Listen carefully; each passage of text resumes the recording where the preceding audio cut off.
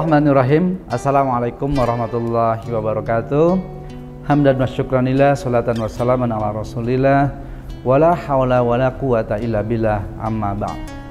Wargi Subang, semoga kita di hari yang ke-14 ini senantiasa diberikan kemudahan dalam menjalankan ibadah puasa, senantiasa dirahmati dan diampuni oleh Allah Subhanahu wa taala.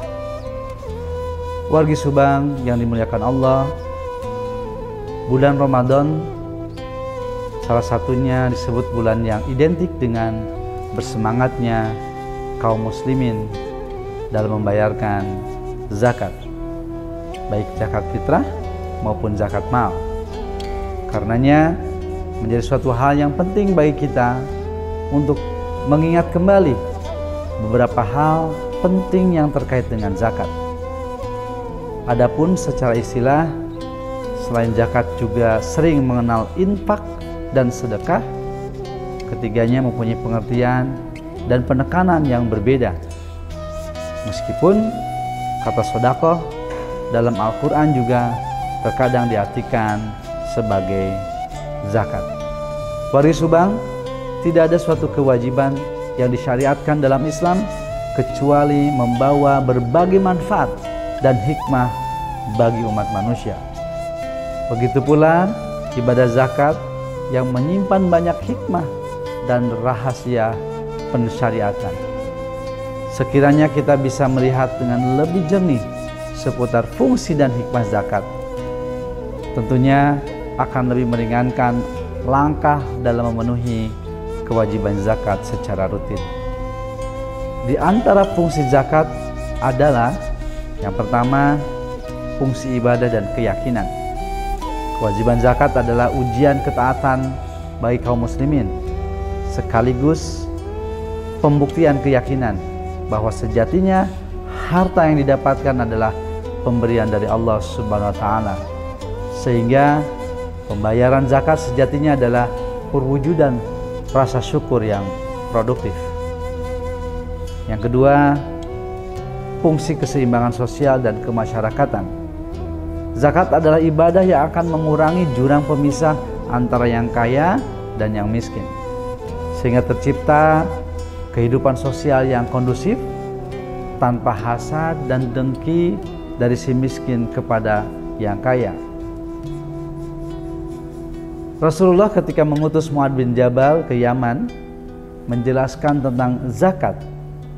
Allah mewajibkan zakat atas harta-hartamu yang diambil dari orang-orang yang kaya dan diberikan kepada yang miskin. Hadis riwayat Jamaah dari Ibnu Abbas. Fungsi yang ketiga yaitu fungsi ekonomi. Zakat juga mempunyai fungsi ekonomi dan pemberdayaan, karena sasaran distribusi zakat yang begitu beragam. Ada 8 asnaf atau 8 golongan yang disebut dalam surat At-Taubah ayat 60. A'udzu billahi minasy syaithanir rajim. Innamas shadaqatu lil fuqara'i wal masakin wal 'amilina 'alayha wal mu'allafati qulubuhum wa fir riqabi wal gharimin wa fi sabilillahi wa banis sabil fariidatan minallah wallahu alimun hakim. Yang artinya, sesungguhnya zakat-zakat itu hanyalah untuk orang-orang fakir, orang-orang miskin, pengurus-pengurus zakat, para mu'alaf yang dibujuk hatinya untuk memerdekakan budak, orang-orang berhutang untuk di jalan Allah, dan untuk mereka yang sedang dalam perjalanan, sebagai suatu ketetapan yang diwajibkan Allah, dan Allah Maha mengetahui lagi Maha bijaksana. Fungsi yang keempat yaitu fungsi pembentukan karakter dan mental.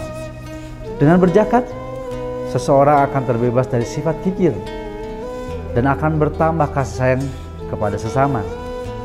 Allah SWT berfirman, أعوذ بالله من الشيطان الرجيم خذ من أموالهم صدقة تطهرهم وتزكيهم. Yang artinya, ambillah zakat dari sebagian harta mereka. Dengan zakat itu, kamu membersihkan dan mensucikan mereka. Quran Surat At-Taubah 103. Wargi Subang, demikianlah syiar Ramadan kali ini. Semoga di Ramadan tahun ini kita bisa melakukan hal-hal yang terbaik, mulai dari diri sendiri, dari yang kecil dan sederhana, dan mulai dari sekarang. Billahi taufiq wal hidayah. Allahumma wafiqillah wa mitharik. Wassalamualaikum warahmatullahi wabarakatuh.